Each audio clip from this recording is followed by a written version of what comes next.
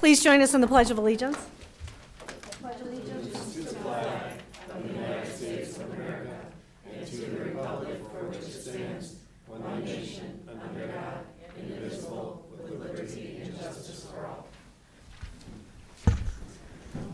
Welcome to our Monday, November 20th school board meeting. We will start with our agenda, approval, deletions, additions. Dr. Veraco. Thank you, Mrs. Seuss. You do have a revised agenda before you. Under Roman numeral 7, we added the schedule of board meeting dates for 2024. Under 7B, additional professional leave request. Under 7D, additional professional leave requests and field trip requests. And under 7G, additional donations. Those additions are also at your workstations. Move to approve. We have a motion by Dr. Malco, Second. second by Dr. Medlin. Any discussion or questions? Hearing none, all in favor? Aye. Any opposed? Motion passes. Is there any correspondence, Mrs. Kelly? There is no correspondence this evening. All right, we'll move into our liaison committee updates. Mr. Marshall. Thank you. There's nothing to report on personnel interview committee. Thank you. Mrs. Kelly? Oh, sorry. Mrs. Kelly? I don't have anything to report this evening either. Dr. Medlin? Nothing to report, thank you. And Dr. Malco? Well, I believe that we have two members of Lake Central Education. You're going to, or Mr. James, you have about the donation from Education Foundation on the agenda? Did I see that? The addition in your packet. Okay, Part so, of the donation list. right, so Education Foundation is covered. Dyer Parks, they did open their sensory garden and encourage everyone to go by and see it. It's on Calumet, going north out of town. A lot of beautiful comments I'm hearing, so when you have a moment. And would you share that with your special needs teachers? That would be awesome. Thank you. And I have nothing for my committee, so we'll move right into our official school board business topics consent agenda. Dr. Veraco. Thank you again. Seek board approval for the minutes, the minutes from the meeting on November 6th, as well as approval of the claims, payroll, and extracurricular expenditures that you received in your packets last week. Motion to approve? Motion by Mrs. Kelly, Second. second by Mr. Marshall. Any questions, discussion? Hearing none, all in favor? Aye. Motion passes. And there's no public comments regarding action items, so we'll move into our official school board business topics, regular agenda. Dr. Veraco. Thank you. Our first item this evening is to hear a brief safety update from Director of Safety and Security, Brian Kissinger. Are you using this? What's that? Are you using this? Oh. It's brief. Thank you, Dr. Rocco. Hello, school board. Appreciate the time to give you guys an update.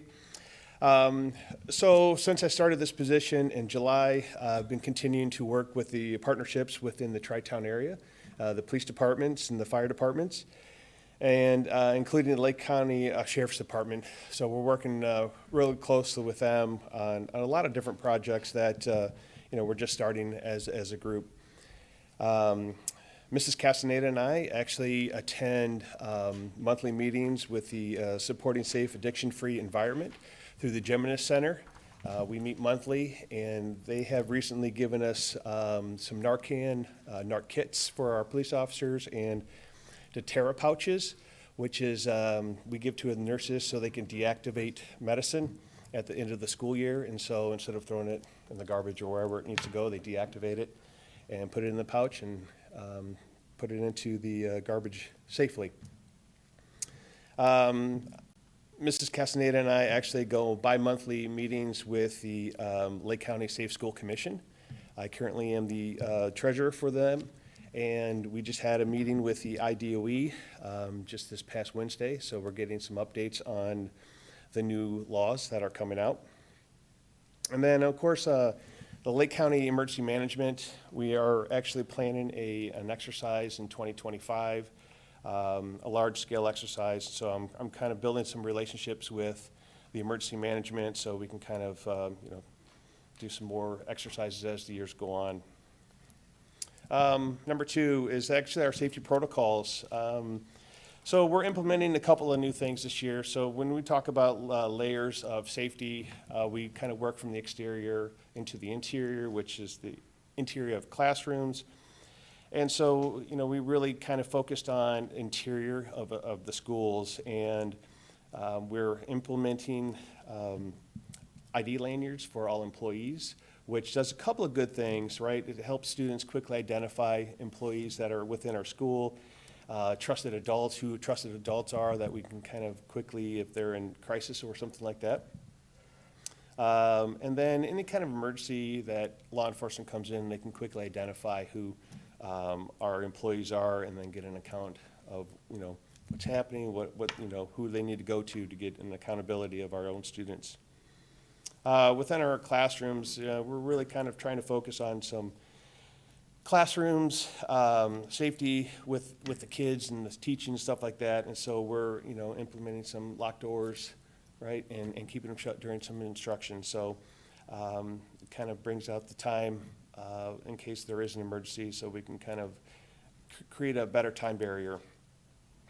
And last, I'm really excited about this, and the directors of curriculum and I have really talked about, is actually involving parents in a parent presentation. And so we're planning to do probably winter 2024 to have a parent presentation, just to kind of cover some safety procedures that we're, need to, kind of collaborate with our parents and in our school community. So I'm excited about that, and we'll give you better details as time goes on.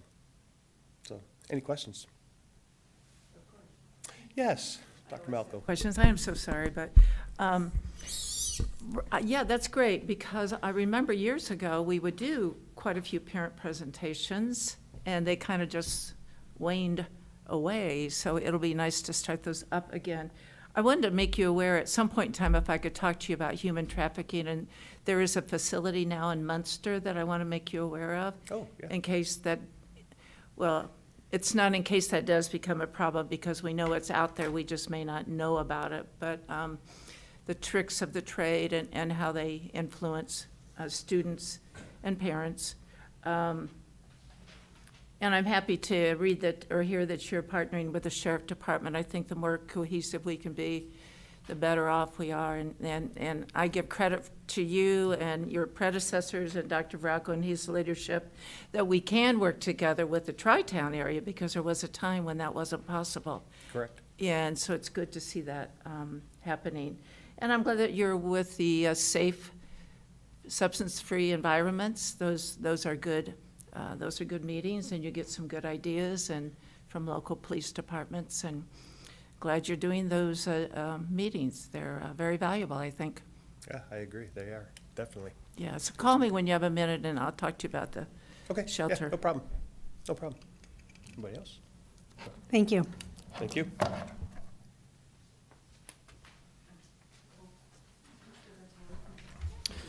Okay, my second item is to just brief the majority of the board and the public. We were fortunate to be able to meet with Senator Donnell last Thursday, covered a few topics. The one that I think we made some good inroads on was the language, the wording of current referendum questions.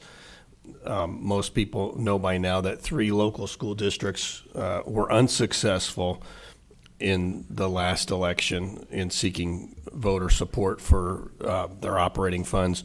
One district, Lake Station, lost by 14 votes.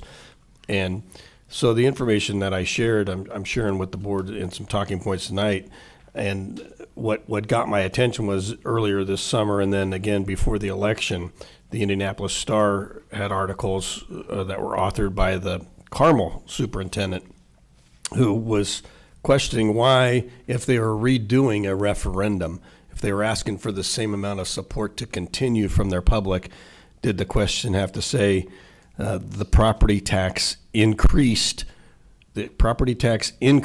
requested in this referendum was originally approved by the voters in 2017, and if extended, will increase the average property tax paid to the school corporation on a residence by 28.3%.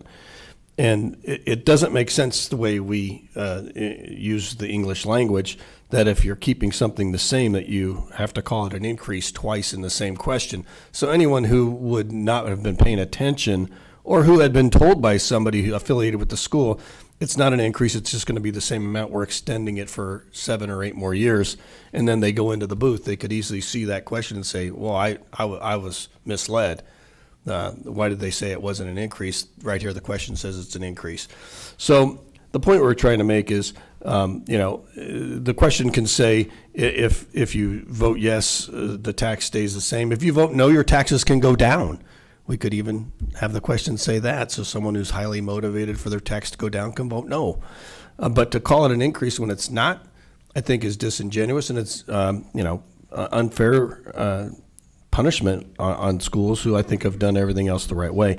The other piece that Mr. James brought up, which I thought was interesting, is most people, the 28.3% increase, by the way, is on the school tax rate, which, as most people know, is a small portion of your overall tax bill. Most people get their tax bill and they say, okay, what am I paying for this property that I have? Some people take the time to break down and look at the different components, but in the end, you're looking at that lower right-hand corner to see what the total is. And so the 28.3% is whatever you're asking for the community of the school portion, not of the total bill. And so it sort of unfairly makes that number look larger than it is. I think I wanted to bring this up because in order for schools to be successful, including us in 2.5 years, it means we're going to have to get in front of a lot of people, a lot of our residents, if we don't fix this question, to explain how we do think it's unfair. We don't have to be rude about it, but we need to be honest about it, and that we think it's tricky, we think it's a disadvantage. But don't be confused when you get in the booth and when you see this. That's the way the question currently is worded. And I think, unfortunately, in the school district that lost by a few votes, despite their best efforts, some people, just enough, were surprised when they got in to press those few buttons, because it was a short ballot this time, that wasn't what they thought they were expecting to see. And I think it could have easily swayed 14 people, or honestly 8 people switching their vote means you lose. So I don't think it matters in some of these communities where they win 70-30. But I'll say it to our community, we won 53-47, so we have a more tax-averse community. So I think it's important that our taxpayers know what really the impact is going to be on them. So we'll continue to work to try to get the question fixed, but everybody just needs to be aware that when we come back to this process in 2026, we're going to have to be ready to work hard to get the message out, and to get the purposes. And of course, we try to celebrate all the good things we're doing, and we'll continue to do that. But I just wanted the board to know that this was one of the main topics we discussed. And the senator did say, yeah, that does seem to be inconsistent with what the impact really is on people. And so any questions from the board about that item? So I see that you have under 4, I did see it here, letter E. So the education savings account, and that was kind of what you had talked to us about. So did he clearly understand the issues that are being created, or were you there? I was not. Oh, okay. Do you think he understood the issues that are being created? He was adamant that he's for choice in all things associated with choice, and so we were just trying to, bring out some of the issues related to that. Okay. And But this has a backside to it also, because it comes back and really puts a dynamic change onto the special needs team. But now my other question would be, with this referendum question, did this come up during your ISBA meeting? Was that 2 weeks ago at the regional? yes. Okay, so he's still working on it, the ISBA is still working on that as one of their, It was a pretty talked about subject in the last session, but I think, as Rob has said, they were focused more on getting that budget done, and I think they ran out of time and it just got pushed to the side. But there have been a lot of people that have suggested that the wording needs to be cleaned up. Go ahead, Rob. I'll just add that, I think all of the school associations, school board, superintendents, and my ASBO situation, or association, have been trying to work on this for years, because this has been the language for a few years. One of the reasons why it doesn't get much, work is because there's a lot of powerful people in the State House who like the question the way it is. So it's not just, hey, this is obviously unfair, we need to change it. It's convincing many state legislators in the General Assembly that it needs to be changed. Why would they think it's okay? I'm not going to speak for them. They just feel that you need to put an estimate in there of what the dollar amount increase is going to be for the average taxpayer, but the average is only going to be accurate if you're on that average line. In essence, 99.9% of the people are going to be either above or below it, and so you're relaying inaccurate information to them. But they think it's more transparent to have a estimate in there, even though if it's inaccurate. They don't really seem to have a good answer for the whole increase piece. What we've heard from our local legislators and local state rep in the past was that, well, if you didn't have it before, if it ran out, then this is increasing it. That's just their mentality of it. If it was zero, this is an increase to it. Unlike what Dr. Varacco said, that if you got rid of it, your taxes will go down. They're looking at it as your taxes are automatically going to go down. This is going to increase it. So that's their mindset. So I'm not saying most, but many people in the General Assembly don't feel it's unfair. That's why there hasn't been much change. They feel this is accurate wording then? Okay, that's interesting.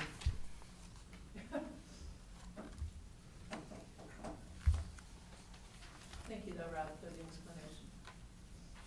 We'll keep trying. I know.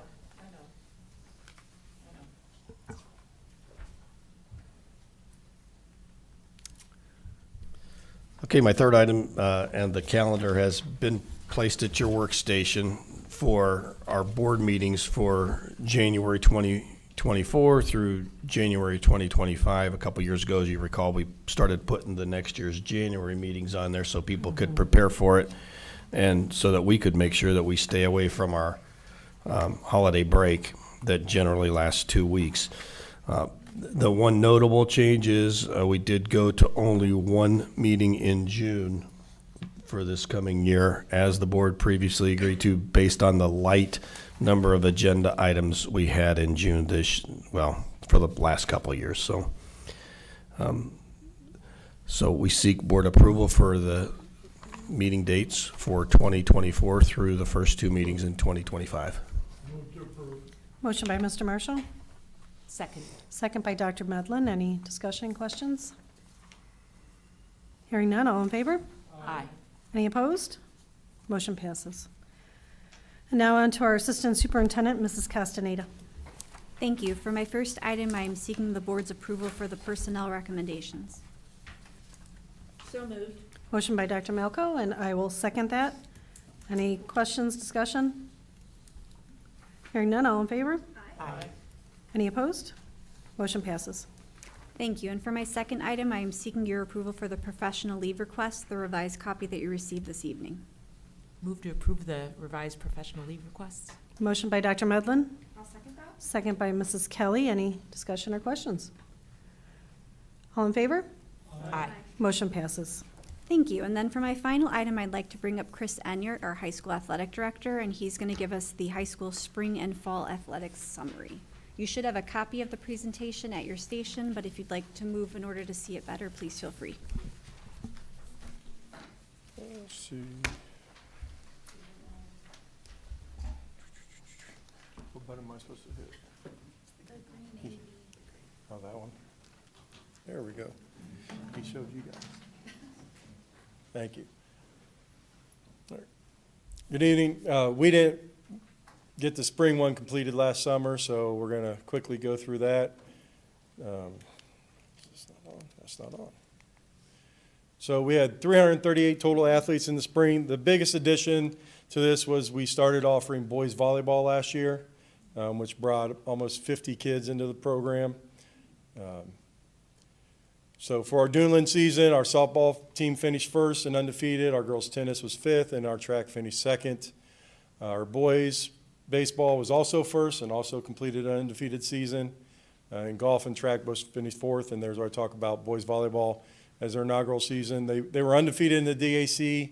They didn't lose until sectional play, which is a little different since it's not an IHSA sport. It's under the Volleyball Coaches Association. They do a state tournament, so we were added into that. And they have a chance in 3 years' time from that year that if enough schools in the state of Indiana are offering it in each of the regions, which there's 3, then it will become a fully functional IHSA sport. Girls wrestling is the same thing.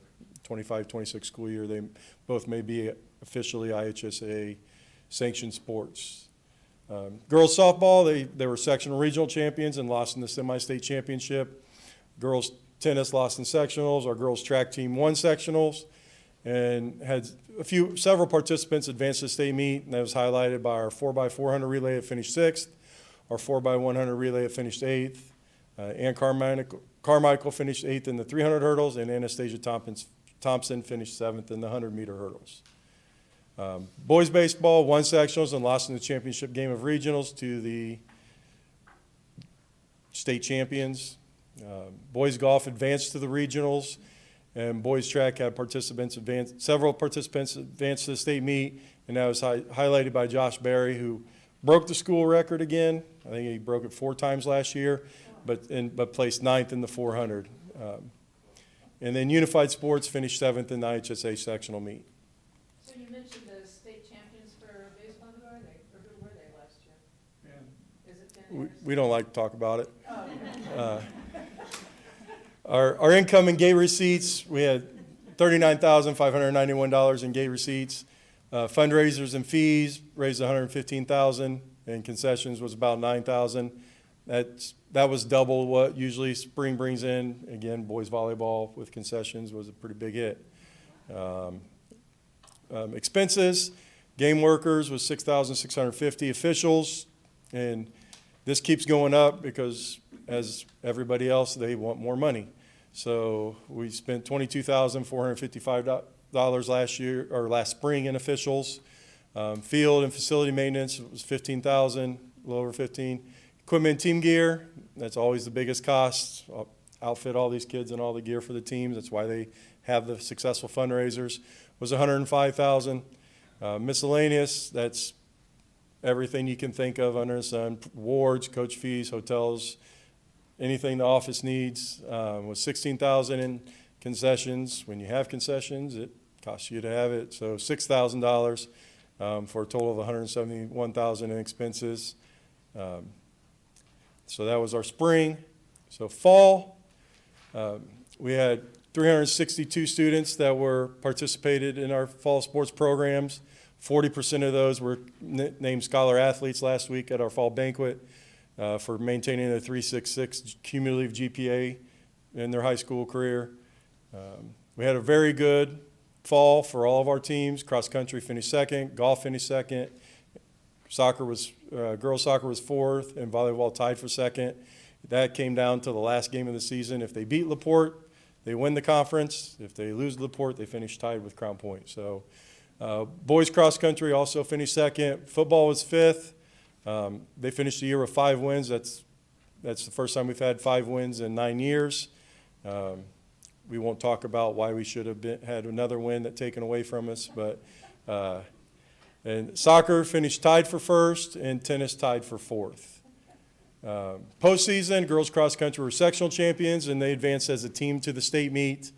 Girls golf finished second at sectionals and qualified for regionals, and they were 2 shots away from qualifying as a team for state meet. Girls soccer were sectional champions. Girls volleyball lost to Munster in the sectional semifinals. Boys cross country were also sectional champions and advanced to the state meet. Football lost to the sectional champions to the team to the east that's in the state finals next week. Boys soccer were sectional and regional champions and took the #1 team in the state as well as the #1 team in the country to penalty kicks.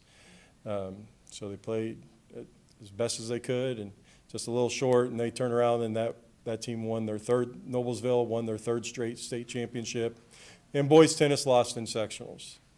Gate receipts, we had a really good year, a lot of participation, a lot of spectators came out for gate receipts and buying their passes. We had 147,000, just shy of 148,000. Fall teams and fundraisers and fees raised about $77,000. Concessions was almost $19,000 for a total of $244,000 and change. Game workers and officials was a cost of $44,000 to the athletic department. Field equipment and facility maintenance was just shy of $16,000. Equipment and team fees, again, $64,000. Training room and weight room, $17,000. Corporation transportation fee that gets paid now by Skyward. It's great to have online payments. Concessions brought in $8,278. That's volleyball and soccer. And miscellaneous was just shy of $17,000 for a total of $166,000. And we always expect our fall to have a greater income because it carries a lot of that extra covers the cost of, because we're going to typically lose money in the winter and spring. So that helps cover that cost that we're going to see. So a week and a half ago, we had our signing day where we recognize all the kids going to college. We had 19, which is the most we've ever had that are intending to go to college. Some signed their letter of intent that night. So it was a great year. We're going to do another one December 21st because that's when football can sign. We have a pretty big recruit going, Xavier had committed to Iowa. So we're going to honor that and any other kids that maybe missed that first date. And then we'll do another one in the spring when it's time for the rest of those sports. So it's a great time to be an Indian. I won't steal Bill's thunder too much. He's got an update on it, but we're very appreciative of the board, Dr. Veraco, Bill's hard work, and Rob and the town of St. John for the lights that were turned on this morning and at the baseball and softball field just to make sure they're operational. And, you know, looks great. It's just another improvement to Lake Central athletic fields and programs. So that's all I have. So Chris, I have a question. Now, do the Centralettes and cheerleaders fall within the sports program? We recognize them in the winter. So that's when you do the summary Yeah, about them? because their seasons cover two. Okay. They kind of get started in the middle, end of fall, but the majority of their season's done in the winter. Okay. So we recognize them in the winter. And the cheerleaders were not only state champions, but the coaches were like coaches of the year, is that right? Yeah, they were selected as Yeah. coaches of the year. Okay. That's neat. So when you talked about the uniform or purchases over here on the second page at 105,000 equipment and team gear, can you give me an idea of what that would have been? That's everything that you see our athletes wear. Sweatpants, sweatshirt, T-shirts, sweatshirts. I mean, some of it that they'll buy extra, but when you come into any team, they have a team pack that is covered with the majority of the fundraiser fees if their fundraiser was successful enough. Oh, I see. Okay. So uniforms is, a lot of that cost is offset from the Booster Club, from their donation at the beginning of the year. Like a football uniform will cost us about $30,000. So for 100 of them. Okay. All right. Chris, Yes. general question, because I had no knowledge of this. I may catch you off guard. In the NFL, during practice, I'm sorry, We're not at the NFL level yet. Go ahead. football, Okay. they wear a specialized helmet during practice. Is that carried into college? And has high school even looked into that? So they don't wear a different helmet. There's a padding that's available that you put on the outside of the helmet Oh, is that when you what hit. it is? Yeah. So a lot of colleges use it. A few high schools will use it. With the rules of hitting and contact, we haven't at this point because we limit the amount of contact we have in practice during the school year. I mean, that's the rules in the high school level. But yeah, so it's just like a protective black thing that you see with little bubbles that look. Yeah, that goes over the top of their helmet for just extra cushion. I didn't realize that. So. Okay, thank you. You're welcome. Any other questions? All right, thank you, Mr. Onier. Thank you. Thank you. All right, now on to our Director of Primary Education, Dr. Bracy. Good evening. I am seeking approval for the professional leave request in your packets. Move to approve the professional leave requests. Motion by Dr. Medlin, Second? second by Mr. Marshall. Any questions or discussion? Hearing none, all in favor? Aye. Motion passes. Thank you. Thank you. At the beginning of November, we had 5 elementary teachers and 4 middle school teachers attend the Innovative School Summit in Chicago. The topics included innovative teaching strategies, school climate and culture, wired differently or trauma-informed schools, at-risk students, school discipline, and social emotional learning. So tonight we have with us Becky Spanier from Piper and Emily Trafficante from Kaler here to tell us about their exciting experiences.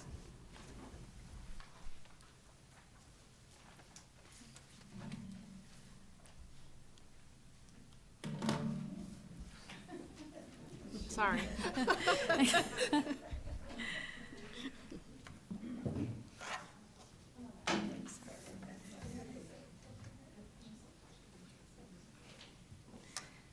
All right, I'm Becky Spanier. I'm a 4th grade teacher at Piper.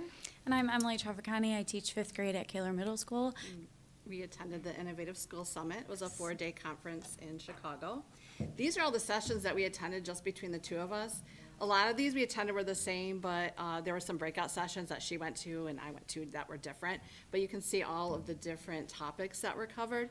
So what we tried to do when we got together was try to kind of take that and lump it into topics for you and kind of just do our major takeaways from that. All right, so the first thing is all about engaging students. Our students today come to us from a world of technology.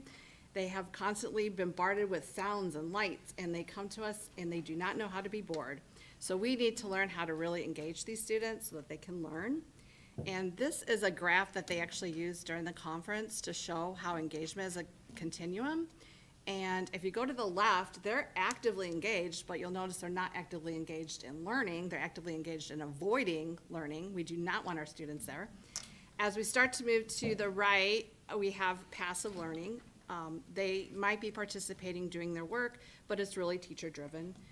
We want to move them all the way to the right where they're actively learning and they're in the driver's seat. So the teacher isn't in the driver's seat, it's the student. They're setting the goals, they're seeking feedback, they're doing self-assessments. And there are 8 characteristics for an engaging classroom there. So it's clear and modeled expectations. We have to have emotional safety for our students. Personal response, which means what do they get out of it? Sense of audience, why are they doing this topic? Who are they creating this presentation for? Social interaction, perception of choice, novelty, and it has to be authentic. If we have 3 out of those 8, we sustain engagement 87% of the time. You go down to 2 and it's only 17%. So just going from 2 to 3 of those 8 characteristics really amps up that engagement. If you only have 1, you're at 0%. So we learned a lot of strategies. I only listed a couple here. We've got scaffolding, of course, we all do. The Goldilocks principle, where it has to be just right for them. That can be difficult because we have students come to us with a lot of different, they're all at different levels, and we have to find the right level for each one.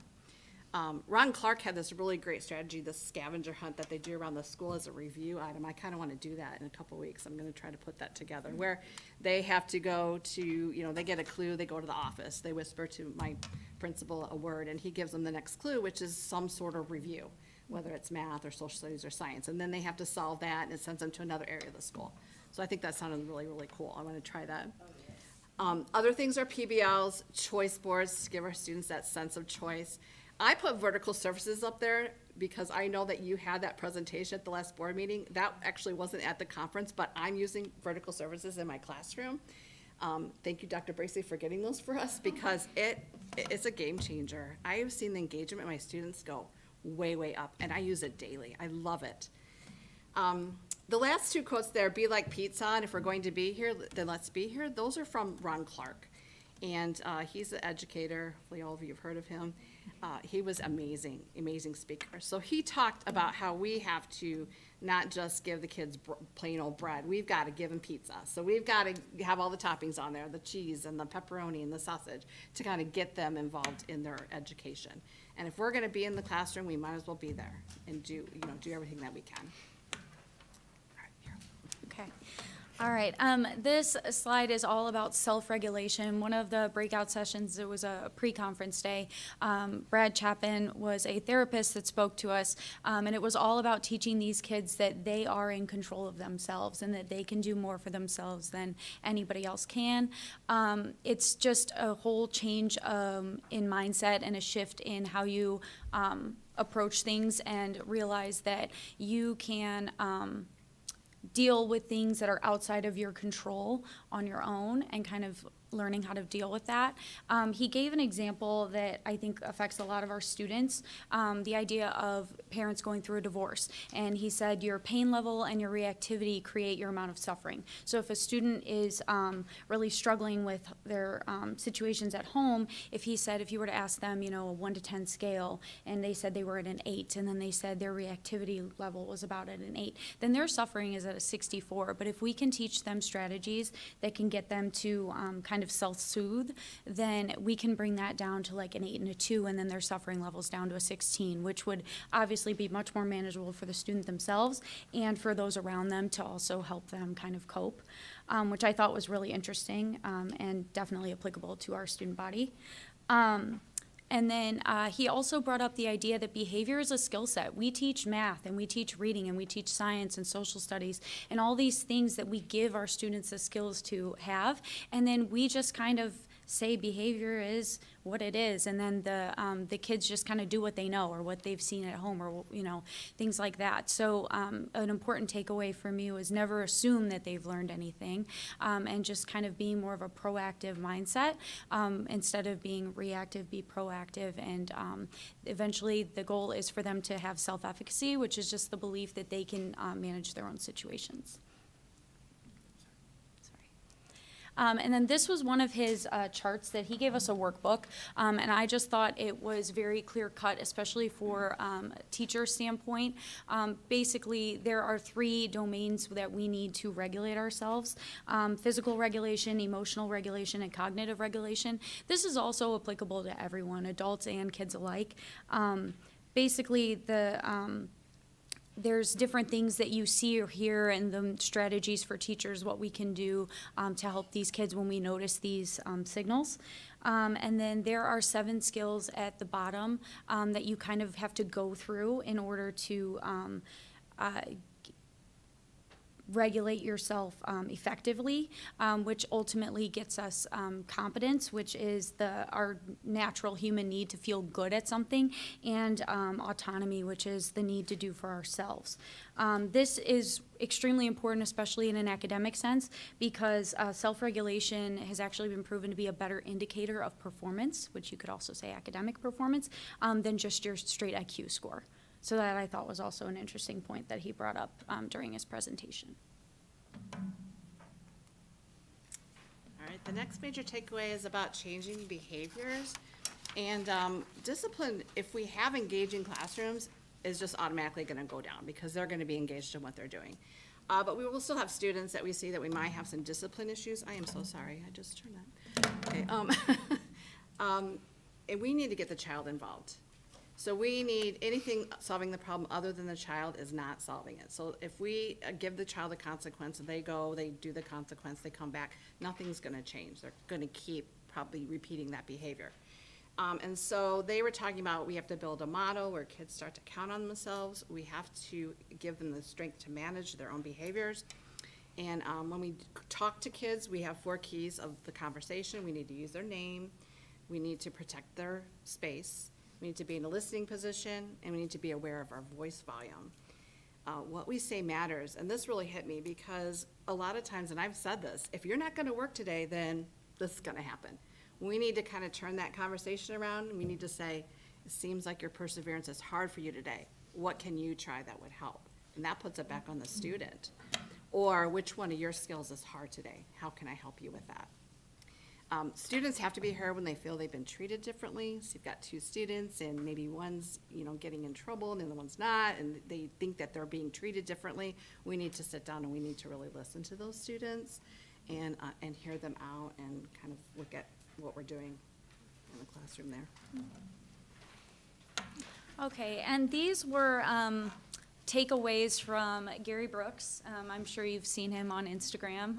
That's honestly one of the big reasons I was very interested in going to this. I just thought he was a very innovative speaker, and it was an enjoyable presentation. He brought up some very good points, focusing on what you can control, which is your attitude and your reactions. Pieces of advice: do your very best every day. He brought up the point of recognizing your own strengths and weaknesses, because we all have them. And he said it's important that you are sharing your strengths with your colleagues, and then also knowing when to ask for help, because we all try to be superheroes and do it all ourselves, and it is too immense of a job for that to happen. Accepting everyone in our buildings. He kind of threw it back at the educators in the audience and said, how can you expect a football player and a band kid to work together in a group if you can't get along with your colleagues? So even if people are different than you, accepting everything about that, and to remember that at the end we are all giving up time for other people's kids. Encouraging love, respect, and dignity for all. Just point blank, students need to feel safe and loved at all times. Teaching is a passion profession. We have the ability to carry others on our backs and to get people through the school year, especially those families who parents are struggling with their kids, or their kids are having a lot of social difficulties during the year. It kind of leads into the next one, that we can be life-changing in a positive or a negative way, basically meaning that students are going to remember how they feel when they're interacting with you. They might not remember everything you said to them, but they're sure going to remember how you made them feel. Extending grace and understanding when people make mistakes. Basically, if you react a certain way when someone makes a mistake, that's how they're going to react to you when you then turn around and also make an error. So just to keep that in mind and be more aware of those things. Fun activities create traditions. He was talking about an ornament thing that started in the school among the staff, and then there was a joke along with it. So just being a participant and not being a bystander. Same thing dressing for like Spirit Days. You don't want to be the bystander, the Debbie Downer that doesn't ever show up and get into the theme and the spirit with the kids. He also brought up a lot of like object permanence. So he brought up like a little pipe, like a plumbing piece of pipe, and he called it a self-encourager phone, and he was like, the little kids can take it to their ear and whisper self-affirmations and positive things they like about themselves and pass the phone around, and just even as quick little things throughout the day that we don't think would mean much, but that might be something that the kids are just looking forward to get the day rolling. And then the last one was pacifiers and ants, which might seem like odd things to see on a presentation for a school board. But he was holding up a pacifier, and he said, why on earth would I have this on my desk at my school? And he said it's a physical reminder that we are dealing with someone's baby. It doesn't matter if they're at a high school level or at an intermediate level or at a primary level, we are dealing with someone's baby. And then the idea of an ant, because he said ants are the most resilient creatures, they're the strongest creatures in the world. Again, going back to we can carry a lot in our profession, and we can handle it with grace and, be really a good impact on these kids. And our final takeaway was all about taking care of ourselves as educators. We tend to take our work home. I know I do every night. I'm worried about this student that didn't get the math today, and how am I going to do this lesson tomorrow, and I need to change this up, and I'm constantly kind of working all the time, bringing grading home, and I need to remember that I need to take care of myself so that I can take care of my students. One of the things that Ron Clark talked about was 1% items. What that means is that we're always trying to build our lessons up, especially with that engagement.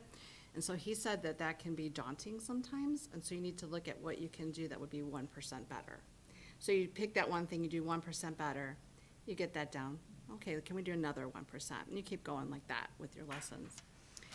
He talked about building professional relationships within our building, have at least 2 people that you can go to in case you're having a bad day. You can go to them, they'll give you sympathy, empathy, understanding, and confidentiality, because you don't need anything going around the building about what you're going through, which happens, yes. Oh yes, the Butterfinger, yeah, thank you. Which she bought, that was her idea, to put out at your seats because you find out the candy that your teacher across the hallway really likes, and you have it in your drawer, and when they're having a bad day, you just pull it out and you kind of give it to them. So that's what the whole Butterfinger was, thank you. I almost forgot to talk about that. My mental model matters. So we as teachers need to be in the right frame of mind when we're in the classroom. We need to be positive. If we're in a bad place, we can't teach. And so we need a light switch. And that was a Gary Brooks thing where you have a physical light switch and you go to leave at the end of the day and you switch the light off. And you go home and you spend time with your family and you take care of yourself and you do things that you like to do. And then when you come back the next day, you flip the switch back on and then you're back in and educate your own. So. Okay, these were some unforgettable memories for us. The first picture to the left is myself with Larry Thompson. He had a lot of interesting things about roadblocks and the kids and how they, you give them a consequence and they come back and nothing's changed because, again, they're not the ones solving their own problem. And he did a lot of extensive talks about that, which was really interesting. In the middle, we have Becky with Gary Brooks. And in the end there, I'm with Ron Clark. So very, very engaging, and we're very thankful for the opportunity to be able to attend such an amazing conference. So thank you for that. Yes. And that's all.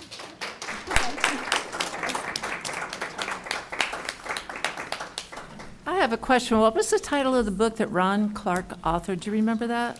It was the Essential 55, and then he also did the Essential 11, and there's a, it's a science lab cover. I bought it. And I Okay, can't remember the name of okay. it, but He's got a couple Yeah. of them out. Yeah. It was at 55 is what I was thinking that was of. the original one, yes. Yeah. And then he pared it down to 11, so. Right. And then I heard you read encourage love, respect, and dignity for all, which is great. And it made me think, flipping away from you, to the high school, and remember how they developed that board as you come in?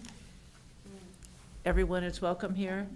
And there was talk about bringing that same concept down from the high school to the middle schools to the elementaries. Do you remember that discussion?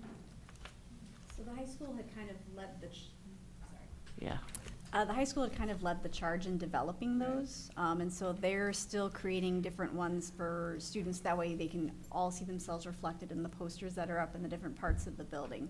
And they've just been working on this last year and this year. I think our next step is to show the other levels what they put together and see if that works in their world too. Okay, just wondering where we were with that, so thanks for the reminder.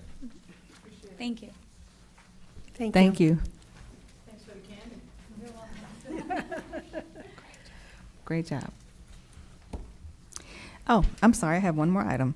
The state provided an opportunity for schools who serve students in grades K through 3 to apply for a competitive Science of Reading grant. The purpose of the grant is to support educators who are interested in implementing evidence-based practices aligned with the science of reading. Thank you to Teresa Scherzinger for providing the data needed from Skyward. Thank you to all of our elementary principals for providing information about their schools. Thank you to President Suze and Dr. Baracco and Kathy Sapita and Kathy Tucker for writing letters of recommendation. Thank you to anyone and everyone who helped with the very tedious grant process. Thank you to Rob for listening to me complain about the tedious grant process.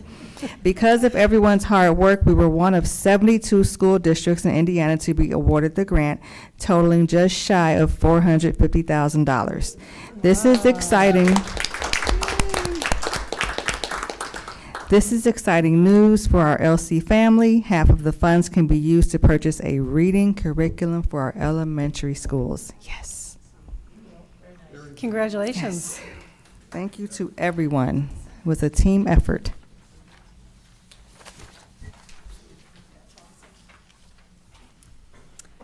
All right, now we'll move on to our Director of Secondary Education. Yeah, match that, Misty. Mrs. Schooneman. You're up. Secondary is very happy for elementary. And we look forward to learning from that process. For my first item, I'm seeking the board's approval for the revised professional leave request provided in your packets. Move Motion by Mr. Marshall. Second by Mrs. Kelly. Any discussion or questions?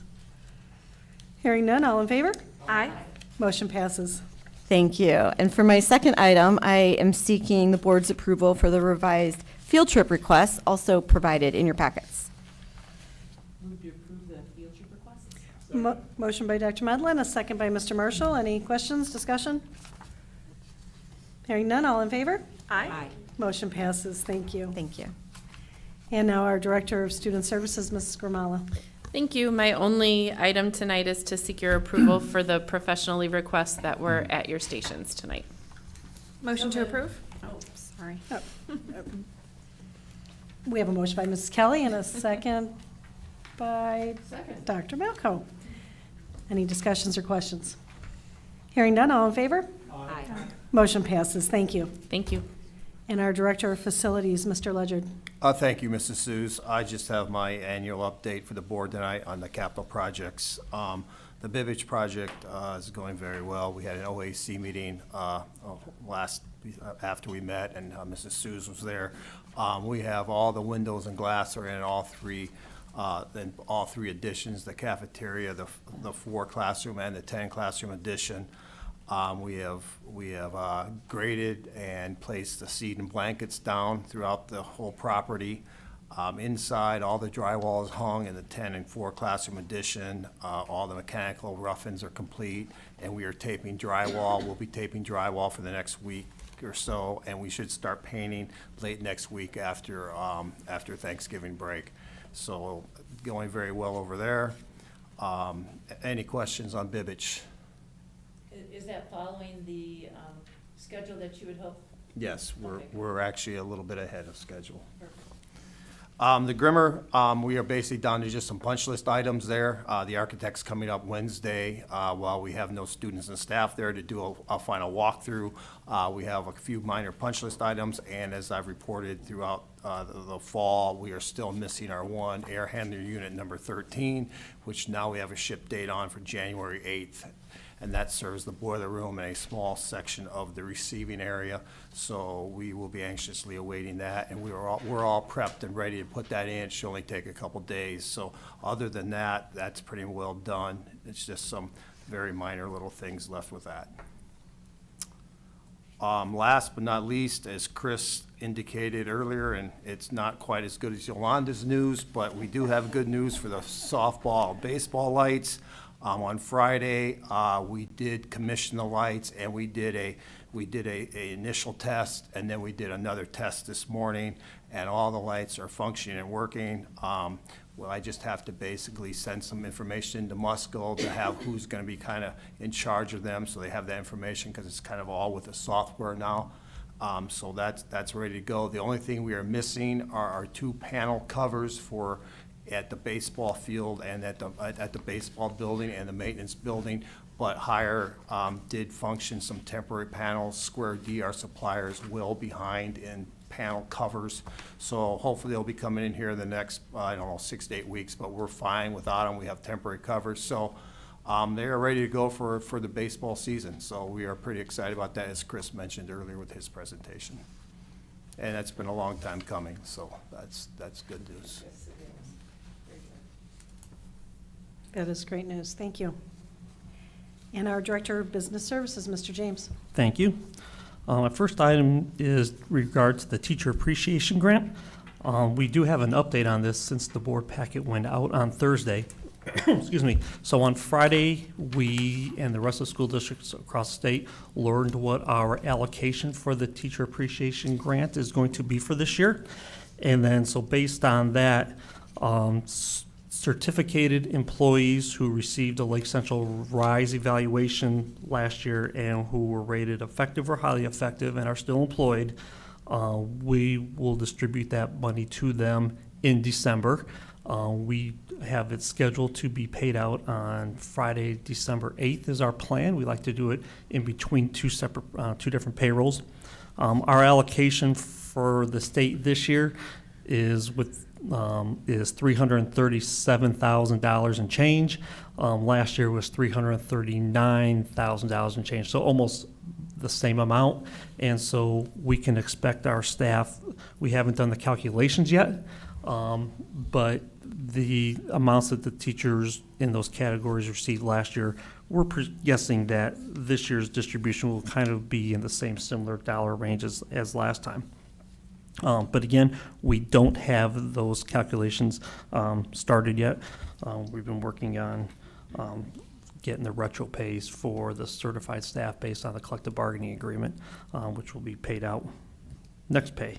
But anyway, the reason for this being another agenda item is that back in 2017, the state legislator excluded non-classroom certified staff from being eligible to receive the grant. So this would include your guidance counselors, your deans, your school psychs, your social workers, your education tech trainers, your administrators, assistive tech coordinators, et cetera. And we feel as an administration, and historically the board has felt, that these people are just as important into the learning environment of our students.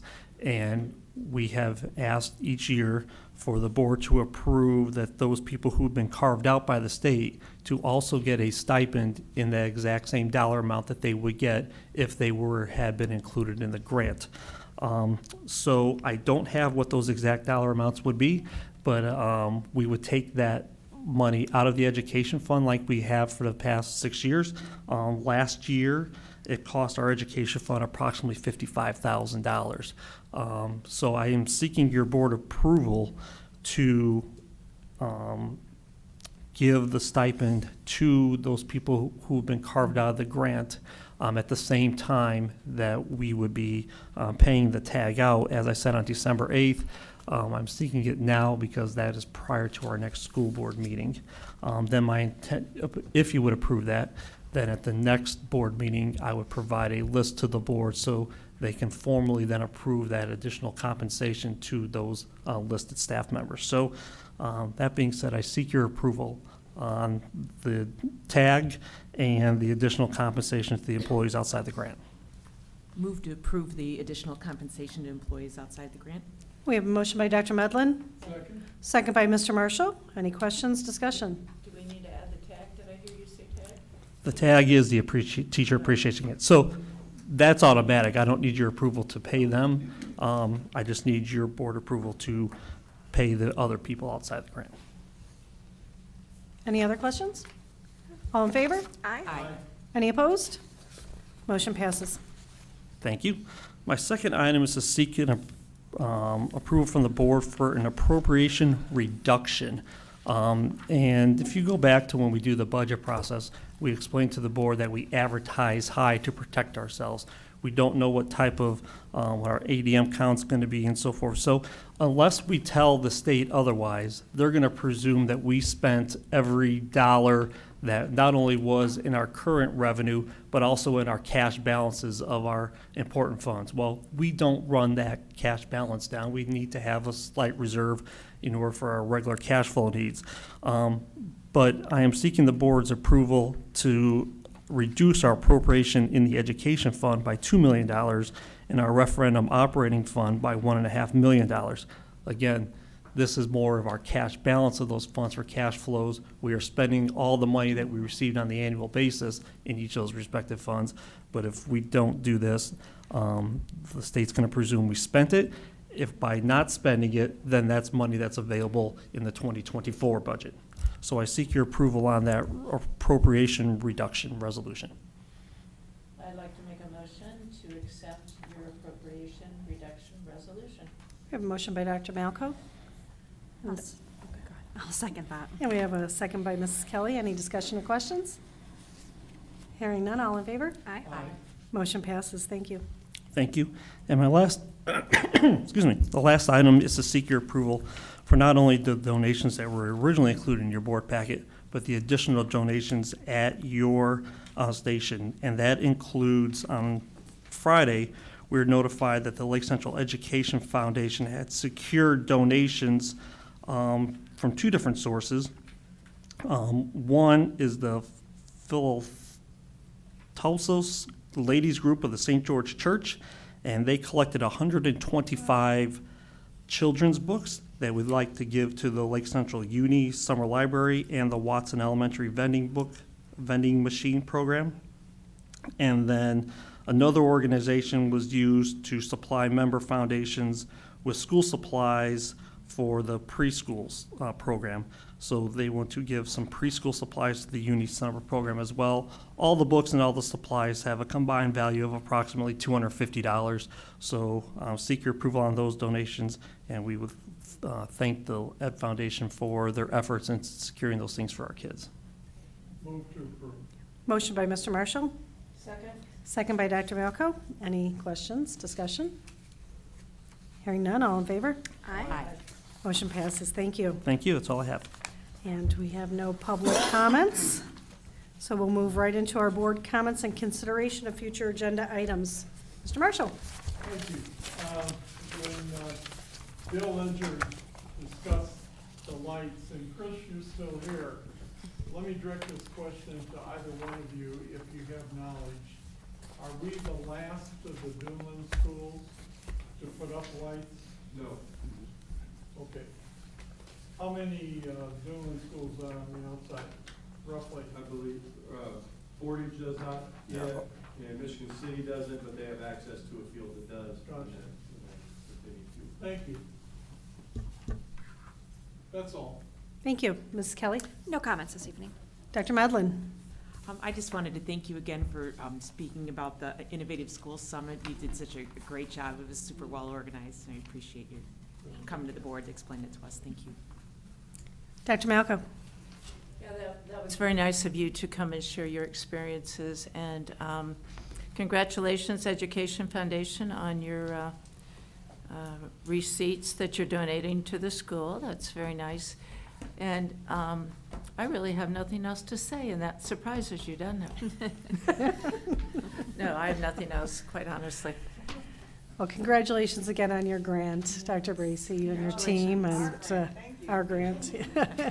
And, you know, everybody, happy Thanksgiving, and enjoy your time off. And with that, I will turn it over to Dr. Veraco for board calendar future activities. All right, everybody, just one meeting in December, and that is on December the 11th, and it'll either be here or in the big room if we have recognitions. More to follow on that. Have a nice Thanksgiving. Thanks for coming out. Thank you. Do we have a motion for adjournment? Motion to adjourn? We're adjourned. Thank you.